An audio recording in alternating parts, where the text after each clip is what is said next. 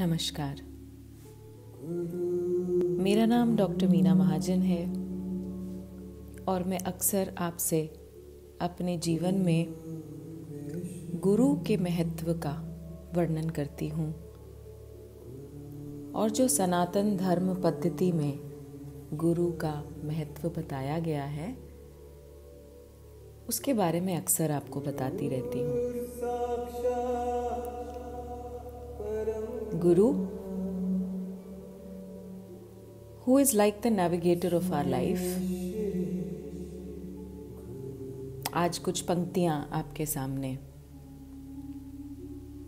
जो बहुत ही खूबसूरत हैं। जानू मैं संसार ना मानू किस विधि और, गुरु बतलावें जिस गोविंद वही गोविंद है मोर। समय और संस्कारों का सार है संसार। समय निरंतर बदलता रहता है और संस्कारों पर अटल रहने का मनुष्य सदा ही प्रयत्न करता रहता है। इन दोनों के समन्वय को या इन दोनों के समन्वय से कर्म उत्पन्न होते हैं। कर्मों से बनता है प्रारब्ध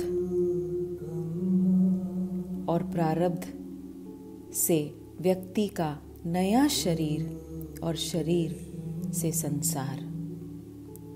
केवल और केवल गुरु के पास इन दोनों को रोकने की क्षमता है।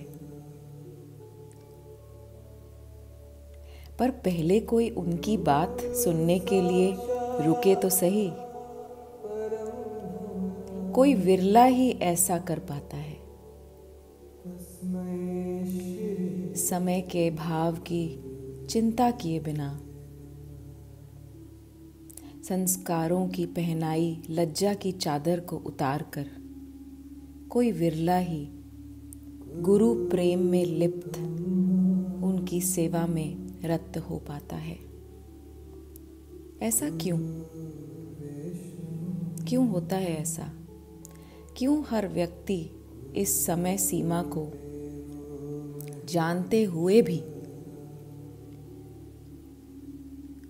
उसे लांघने का प्रयास नहीं करता? कहीं उसके संस्कार उसे बांध देते हैं तो कहीं उसका आलस, कहीं इच्छाएं घेर लेती हैं तो कहीं माया के सुख दुख।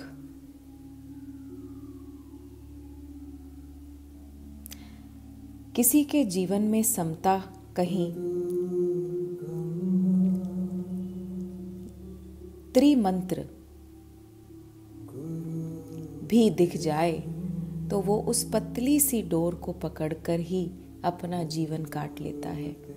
और कहीं यदि समृद्ध और माया से परिपूर्ण परिवार में उसके पूर्व संचित कर्म अगर व्यक्ति को भेज दे तो माया का प्रकोप संस्कारों की चादर ओढ़े उस व्यक्ति के जीवन का संचालन करने लगता है। इस सब में गुरु और उनके ज्ञान को सुनने का समय ही कहाँ है? जो अपने आलस को त्याग कर, अपने जन्म संचित संस्कारों की सीमा लांघ कर किसी को अपना सर्वस्व अर्पण करता है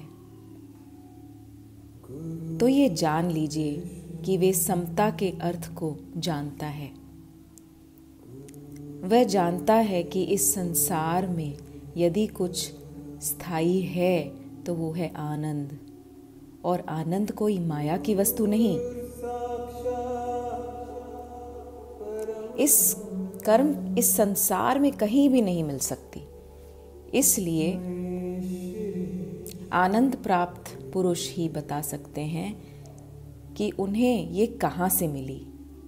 और अपना सर्वस्व त्याग कर भी यदि कोई आनंदवान महापुरुष से ये वस्तु प्राप्त कर ले तो वो ही परम भाग्यशाली है, इसमें कोई संदेह नहीं। हम संसार में सुख के लिए किसी मायापति की सेवा करते हैं तो क्या सुख का महासागर आनंद को प्राप्त करने के लिए आनंदपति की सेवा नहीं कर सकते? प्रश्न ये नहीं कि आनंद को प्राप्त ऐसे महापुरुष कहाँ मिलेंगे। प्रश्न ये है कि हम अपने जीवन में धैर्य का उपयोग कर आनंद खोजने के लिए रुकते क्यों नहीं? क्या पता हमारे रुकने पर वो हमें देख लें, क्योंकि हम उनको देख सकें इतनी क्षमता हम में नहीं। पर हाँ, गुरु के जीवन में प्रवेश करने से शायद ये सब मुमकिन हो जाता है। बहुत बार हम अपने जीवन में एक गुरु को ढूंढते हैं और हमारा जितना भी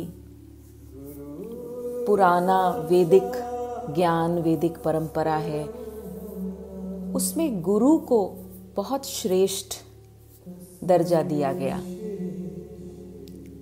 गुरु हमारे कल्याण का कारण बनते हैं, लेकिन आजकल ना वो शिष्य रहे और ना वो गुरु। गुरु शिष्य की परंपरा मानो लुप्त सी हो गई है। गुरु और शिष्य की मर्यादा का पालन जो लोग करते हैं, वो इसी जन्म में ज्ञान और भक्ति में लीन होकर अपने अपने क्षेत्र में बहुत तरक्की करते हैं। गुरु हमें गोविंद से मिलाते हैं। गुरु बिन गति नाही, गुरु बिन ज्ञान नहीं।